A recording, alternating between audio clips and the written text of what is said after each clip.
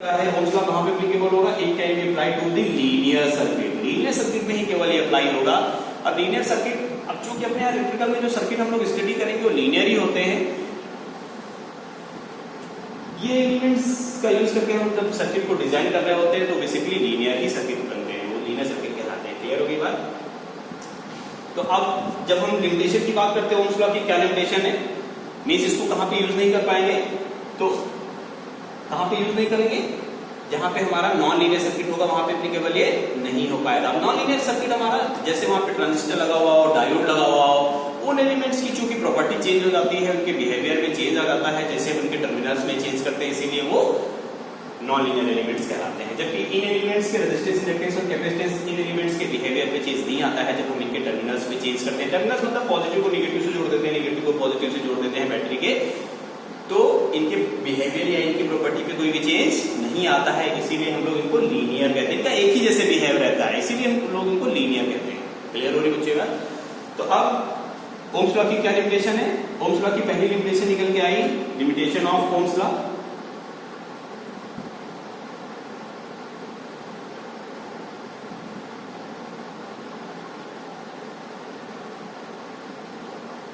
It can be applied, it can be applied कहां पे? to the linear, it can be applied to the linear circuit। linear circuit पे हम लोग इसको apply कर सकते हैं। दूसरा, it cannot be hold good for non metallic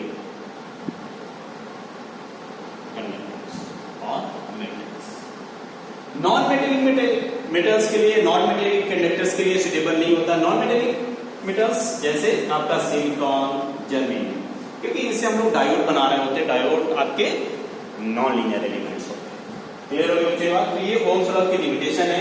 तो ओम्स लॉ को हम कहां पे यूज करेंगे? लीनियर सर्किट में यूज करेंगे। कहां पे यूज करेंगे? किसके लिए सुटेबल नहीं होगा? नॉन मेटेलिक कंडक्टर्स के लिए सुटेबल नहीं होगा। तो बच्चों ये हमारा टॉपिक था, बेसिक चीजें थी जो हमें इस यूनिट में पढ़नी थी। आगे आइए बच्चों, जरा सा आगे देखते हैं अब और हमें क्या यहाँ पे स्टडी करनी होगी।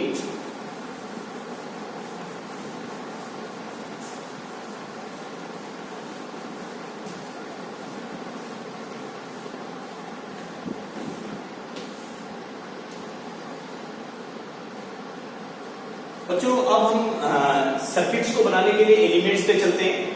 जैसे आपका अरेंजमेंट, आप जानते हो कि सर्किट कैसा अरेंजमेंट होता है इस तरीके का। चूंकि जब हम डीसी की बात कर रहे हैं बच्चों, तो डीसी में आपके पास सोर्स लगे हुए होंगे सर्किट में। सोर्स आपके बेसिकली दो तरीके के होंगे, या तो वो करंट सोर्स होगा या दूसरा सोर्स कौन सा सोर्स होगा? आपका वोल्टेज सोर्स होगा। क्लियर हो गया बच्चेगा? करंट सोर्स को हम लोग इस तरीके से एरो से इंडिकेट कर रहे होते हैं, गोले के अंदर इस तरीके से एरो बना हुआ होगा। ये एरो किसी भी डायरेक्शन में हो सकता है, ऊपर की ओर हो सकता है, नीचे की ओर हो सकता है, इस डायरेक्शन में जा सकता है या इस डायरेक्शन में आ सकता है। जिस डायरेक्शन में आपका एरो जा रहा होगा इसका मतलब उस डायरेक्शन में आपका करंट फ्लो कर रहा है। तो इस तरीके से आपका जब भी गोले के अंदर इस तरीके से आपको एरो दिख रहा होगा, इसका मतलब ये कौन सा सोर्स है आपका? ये आपका करंट सोर्स है। करंट को बच्चों हम लोग किससे डिनोट करेंगे? आई से, जिसकी यूनिट क्या होगी? एम्पीयर। ऐसे बच्चों हम वोल्टेज सोर्स की बात करेंगे। यहाँ पे वोल्टेज सोर्स, चूंकि देखो हम यहाँ पे डीसी स्टडी कर रहे हैं, डीसी और एसी दो तरीके के सोर्स होते हैं। तो जब हम डीसी की बात करें तो डीसी में जो वोल्टेज सोर्स का सिंबल होगा वो इस तरीके से होगा, प्लेट्स के फॉर्म में। एक बड़ी प्लेट होगी, दूसरी छोटी प्लेट होगी। बड़ी प्लेट जो होती है वो पॉजिटिव साइन को इंडिकेट कर रही होती है, छोटी प्लेट जो होती है वो नेगेटिव साइन को इंडिकेट कर रही होती है। तो इस तरीके से आपका वोल्टेज सोर्स हो गया। वोल्टेज सोर्स को हम लोग V से डिनोट करते हैं इस तरीके से। अब आपका अगर सोर्स ऐसे नहीं बना हुआ होगा, कभी कभी इस तरीके से ऐसे गोले के अंदर एक गोला बना हुआ होगा, इस तरीके से ऐसे पॉजिटिव साइन लिखा हुआ होगा, ऐसे नेगेटिव साइन लिखा हुआ होगा। बच्चे कंफ्यूज हो जाते हैं, वो इसको करंट सोर्स भी लेते हैं। देखो करंट सोर्स बच्चों जो होता है आपका, देखो उस पे एरो होता है। करंट सोर्स के अंदर एरो होता है। क्या इसमें एरो है? इसमें एरो नहीं है। इसका मतलब ये क्या है? इसका मतलब ये वोल्टेज सोर्स है। अब जरूरी नहीं ऐसा हो सकता है कि नेगेटिव साइन आपका ऊपर हो, पॉजिटिव साइन नीचे हो, तो वो पॉजिटिव नेगेटिव साइन की पोलैरिटी कहीं भी हो सकती है, उससे कोई दिक्कत नहीं है। तो इस तरीके से हम लोग सोर्सेस को पहचानेंगे कि वोल्टेज सोर्स कैसा है और करंट सोर्स कैसा है। तो इस तरीके से डीसी के केस में अगर यही हमारे पास एसी का सोर्स होता, एसी का वोल्टेज सोर्स होता, तो हम लोग क्या करते हैं, ऐसे प्लस माइनस बना हुआ होता, एसी आपका इस तरीके से चल रहा होता है, जिसको हम लोग साइनोसॉइडल कह रहे होते हैं, अल्टरनेटिंग कह रहे होते हैं। तो इस तरीके से उसके अंदर ऐसे सिंबल में होता है अल्टरनेटिंग, एक ब्लॉक आपका जो होता है इस तरीके से यहाँ पे दिख रहा होता है, जिसको हम देख के जान जाते हैं कि ये हमारे पास एसी वोल्टेज सोर्स है। अब चूंकि देखो ऐसा यहाँ पे नहीं बना हुआ है, इसलिए एक ऐसा सोर्स है, इसीलिए ये डीसी सोर्स है। तो इस तरीके से बच्चों हमारे पास वोल्टेज के सिंबल्स हैं यहाँ पे, इनका नोटेशन हम लोग जान चुके हैं। तो वोल्टेज सोर्स और करंट सोर्स, इसलिए आपके जो सोर्सेज होंगे यहाँ पे इलेक्ट्रिकल में दो तरीके के होंगे, वोल्टेज सोर्स और करंट सोर्स। आगे आइए बच्चों, अब चलते हैं हम लोग सर्किट्स पे आते हैं। आपको मालूम है चूंकि देखो डीसी में सर्किट्स में इस तरीके का एक अरेंजमेंट जो हम एग्जांपल के तौर पे ले रहे हैं, मानिए इस तरीके से आपका कोई अब देखो यहाँ पे हम इस तरीके का ये एलिमेंट्स नहीं यूज करेंगे, इंडक्टेंस और कैपेसिटेंस हम यहाँ पे नहीं यूज करेंगे, हम क्या यूज कर रहे हैं, केवल रेजिस्टेंस यूज कर रहे हैं। क्यों? क्योंकि हम देखो यहाँ पे डीसी की बात कर रहे हैं, डीसी आपका कांस्टेंट है, कांस्टेंट की बात करते हैं मींस वेरिएबल नहीं है, इसका मतलब फ्रीक्वेंसी जीरो। जो इंडक्टेंस और कैपेसिटेंस होती है फ्रीक्वेंसी डिपेंडेंट कंपोनेंट्स होते हैं, क्लियर?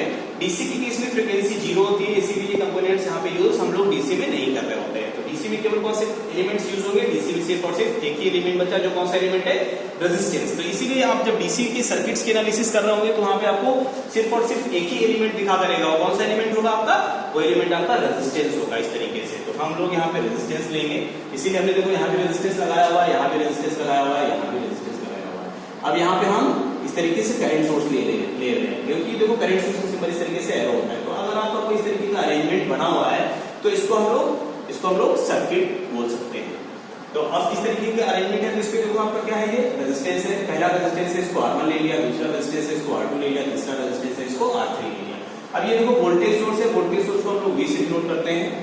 एक ही सोर्स है, कोई दिक्कत नहीं। अगर दो सोर्स होते, एक और वोल्टेज सोर्स इधर लगा हुआ होता है, इसको V1 ले लेते, इसको V2, ताकि हम उनको डिफरेंशिएट कर पाते। ये करंट सोर्स है, जिसको आपने I से डिनोट कर लिया। तो बच्चों इस तरीके का जो आपका अरेंजमेंट है, यही आपका क्या कहलाता है, यही आपका सर्किट कहलाता है। क्लियर? तो देखो अब सर्किट पे पहुंचने के लिए आपको देखो एलिमेंट्स के विषय में जानना जरूरी था, और किसके विषय में जानना जरूरी था, सोर्स के विषय में जानना जरूरी था। क्योंकि सोर्स लगे हुए होंगे सर्किट पे, कोई भी सर्किट आपका तभी काम कर रहा होगा, तभी एक्टिव होगा, तभी वर्किंग में होगा जब उसपे कोई सोर्स लगा हुआ होगा, जब तो सर्किट को आप एनर्जी दे रहे होंगे, तभी आपको वो आउटपुट देगा। क्लियर? तो इसीलिए हमें यहाँ पे सर्किट में एनर्जी सोर्स लगाने पड़े। तो अब सर्किट्स की स्टडी करने के लिए हमारे पास कुछ बेसिक चीजें हैं, वो अब आपके सिलेबस के फॉर्म में आने लगती हैं। तो पहला जो टॉपिक हमारा यहाँ पे बनता है, वो पहला टॉपिक हमारा सिलेबस में क्या बनता है, जो पहला टॉपिक हमारा बनता है एक्टिव एलिमेंट्स। दूसरा टॉपिक क्या बनता है, पैसिव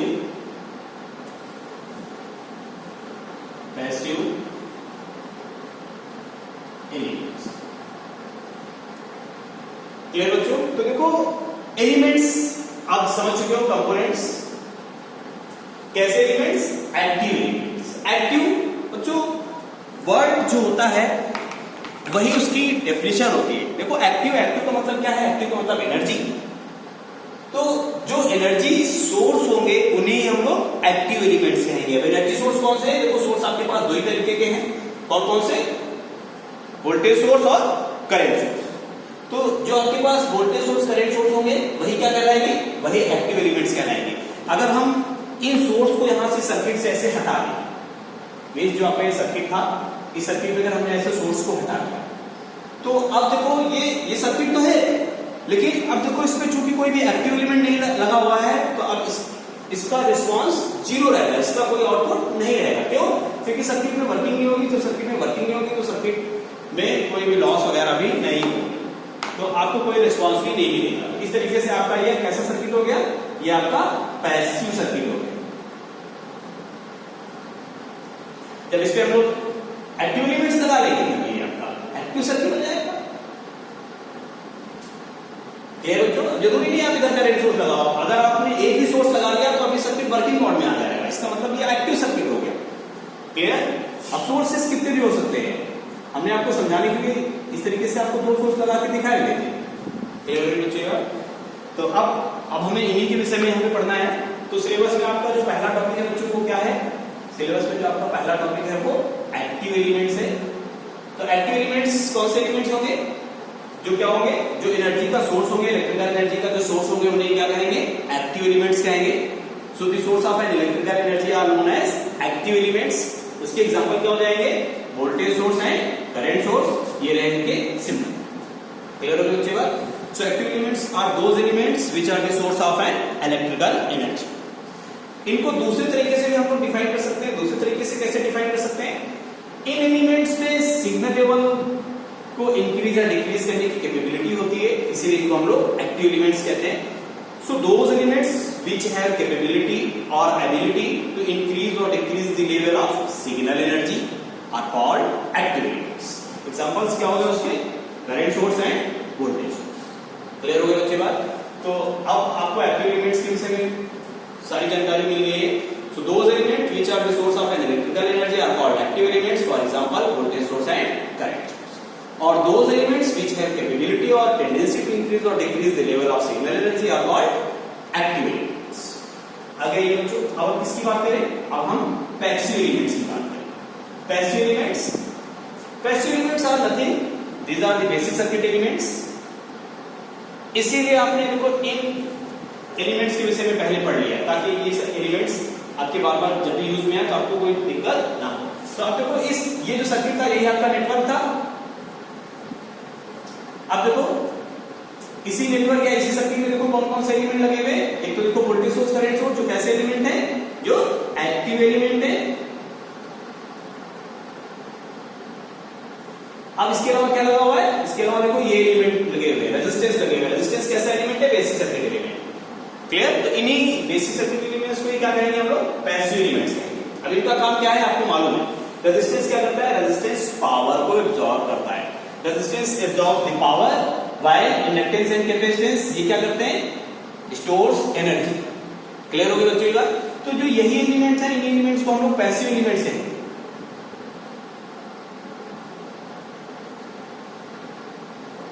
अब पैसिव एलिमेंट्स का क्या काम है?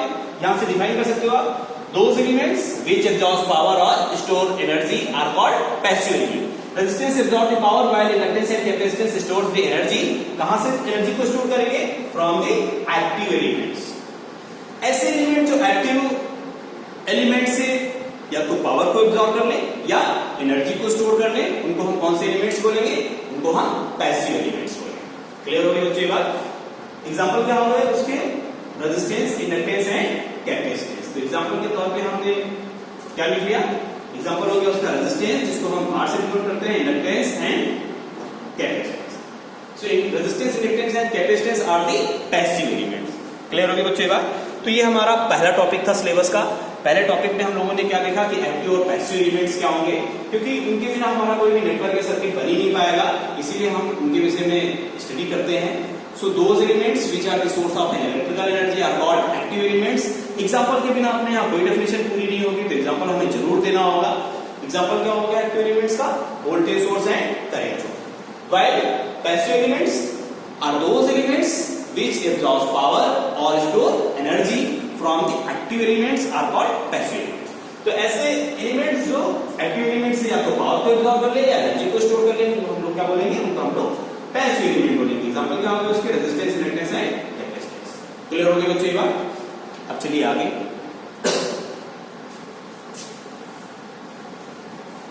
चलते हैं। आगे चलते हैं बच्चों। इसी यूनिट में हमारा अगला टॉपिक जो है, अगला टॉपिक क्या होगा?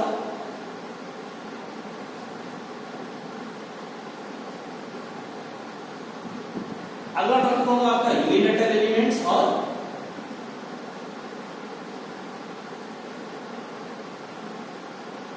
Bilateral elements.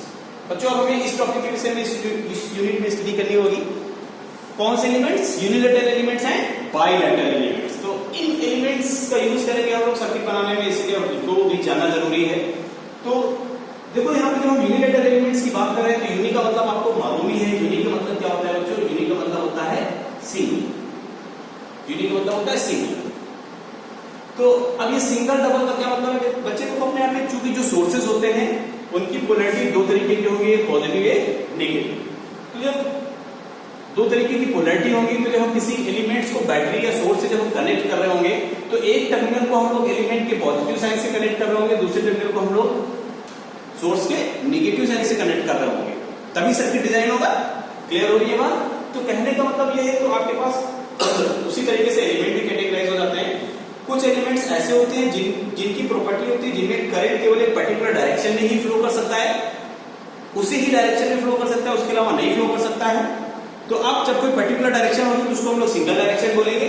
तो ऐसे एलिमेंट जिनमें करंट का फ्लो या करंट कंडक्शन सिंगल डायरेक्शन में होगा तो हम लोग उसको यूनिलैटरल एलिमेंट्स बोलेंगे। So those elements in which current flow in a single direction are called unilateral elements. कौन से एलिमेंट्स होते हैं? एग्जांपल के तौर पे हम देखते हैं। ऐसे बच्चों आपको मालूम है बाई का मतलब क्या है? बाई का मतलब है बोथ। मींस अब इन एलिमेंट्स में टर्मिनल्स के हिसाब से करंट नहीं फ्लो करेगा, मींस उनकी प्रॉपर्टी और उनके बिहेवियर पे कोई चेंज नहीं आ रहा होगा। हम चाहे उसके किसी भी टर्मिनल को पॉजिटिव से जोड़े या किसी भी टर्मिनल को हम लोग निगेटिव से जोड़े।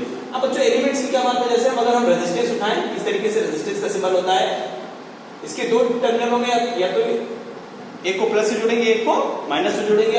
पहला टर्मिनल इसका ये रहा, दूसरा टर्मिनल इसका ये रहा।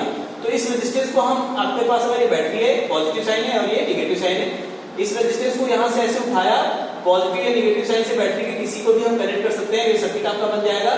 इस पे ऐसे करंट फ्लो कर जाएगी क्योंकि क्लोज पाथ उसको मिल गया और आपने सोर्स लगा ही रखा है, तो अब इस पे करंट जनरेट हो जाएगी।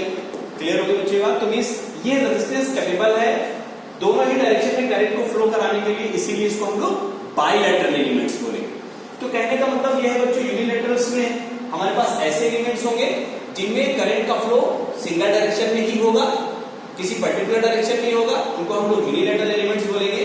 एग्जांपल क्या हो गया इसका? एग्जांपल इसका हो गया डायोड। जबकि बाइलैटरल एलिमेंट्स कैसे एलिमेंट्स होंगे? बाई का मतलब ही बहुत है, ऐसे एलिमेंट्स जिनसे करंट का कंडक्शन, करंट का फ्लो दोनों ही डायरेक्शन में हो पाएगा, उनको हम लोग बाइलैटरल एलिमेंट्स बोलेंगे। एग्जांपल के तौर पे अगर हम आपको समझाएं, डायोड का सिंबल इस तरीके से कुछ होता है। क्लियर? ये डायोड को अगर हम बैटरी के पॉजिटिव, जैसे मान लीजिए पॉजिटिव टर्मिनल है, नेगेटिव टर्मिनल है, बैटरी के पॉजिटिव टर्मिनल आपका ये रहा, नेगेटिव टर्मिनल ये रहा। इस डायोड को अगर हम डायोड के पॉजिटिव टर्मिनल को बैटरी के पॉजिटिव टर्मिनल से कनेक्ट करेंगे तो अब इस पे करंट फ्लो होगा। नेगेटिव टर्मिनल को हमें नेगेटिव टर्मिनल से ही कनेक्ट करना पड़ेगा, तो ही सर्किट आपका करंट फ्लो करा पाएगा।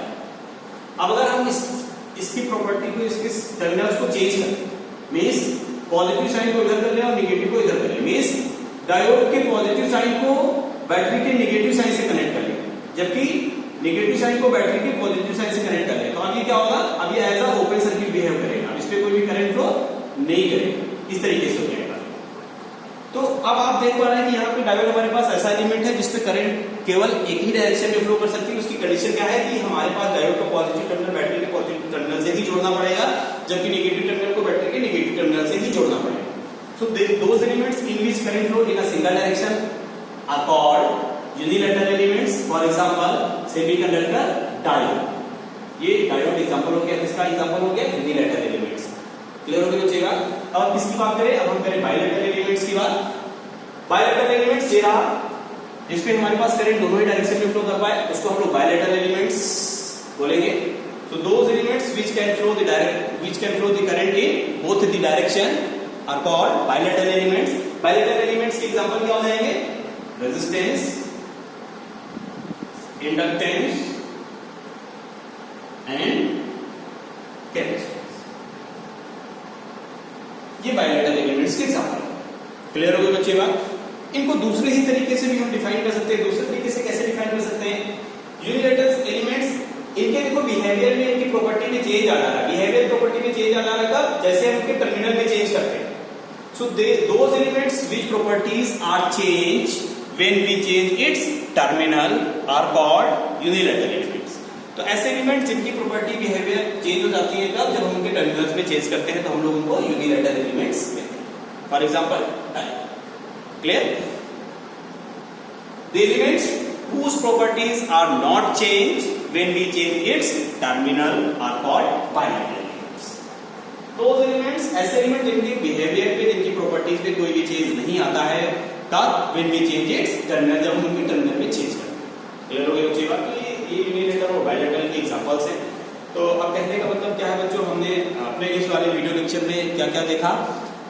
मॉड्यूल 1 की स्टडी में हम सबसे पहले हमने डीसी को देखा, कैसा करंट जिसका मैग्नीट्यूड और डायरेक्शन दोनों क्या था, कांस्टेंट था, किसके रिस्पेक्ट में, टाइम के रिस्पेक्ट में, उसको डीसी करंट बोलेंगे।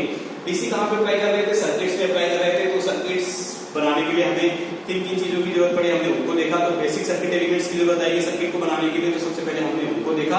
तो बेसिक सर्किट एलिमेंट्स कितने तरीके के होंगे, 3 तरीके के होंगे। कौन कौन से, रेजिस्टेंस, इंडक्टेंस एंड कैपेसिटेंस। उसके बाद हम लोगों ने ओम्स लॉ देखा। ओम्स लॉ क्या कह रहा है, कह रहा है कि किसी सर्किट में जो करंट फ्लो कर रही होती है वो वोल्टेज ड्रॉप के डायरेक्टली प्रोपोर्शनल और रेजिस्टेंस के इनवर्सली प्रोपोर्शनल का एट अ कांस्टेंट टेंपरेचर। उसके बाद हम लोगों ने देखा कि सर्किट को बनाने के लिए उस पे हमारे पास एक्टिव एलिमेंट भी होंगे और पैसिव एलिमेंट भी होंगे। तो हम सबसे पहले एक्टिव एलिमेंट्स पे नजर डाल रहे थे। एक्टिव एलिमेंट्स कैसे एलिमेंट्स होंगे, जो एलिमेंट्स इलेक्ट्रिकल एनर्जी का सोर्स होंगे उन्हें हम लोग एक्टिव एलिमेंट्स कहेंगे। So the source of an electrical energy are called active elements. जबकि पैसिव एलिमेंट्स कैसे एलिमेंट होंगे, ऐसे एलिमेंट्स जो उन एक्टिव एलिमेंट्स से या तो पावर को एब्जॉर्ब कर रहे होंगे या एनर्जी को स्टोर कर रहे होंगे, उनको हम लोग पैसिव एलिमेंट्स कह रहे होंगे। उसके बाद हम लोगों ने देखा यूनिलेटरल और बायलैटरल एलिमेंट्स। तो यूनिलेटरल एलिमेंट्स कौन से एलिमेंट्स होंगे, ऐसे एलिमेंट जिनमें करंट का फ्लो एक डायरेक्शन में होगा उनको यूनिलेटरल बोलेंगे। या ऐसे एलिमेंट जिनकी प्रॉपर्टीज चेंज हो जाएंगी कब, जब हम उनके टर्मिनल्स में चेंज करेंगे।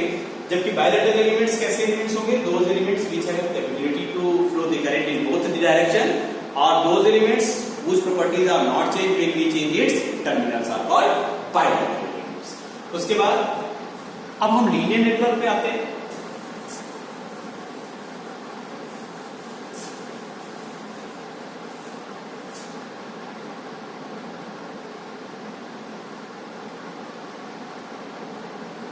बच्चों लीनियर नेटवर्क क्या होगा, इस तरीके से जो नेटवर्क होगा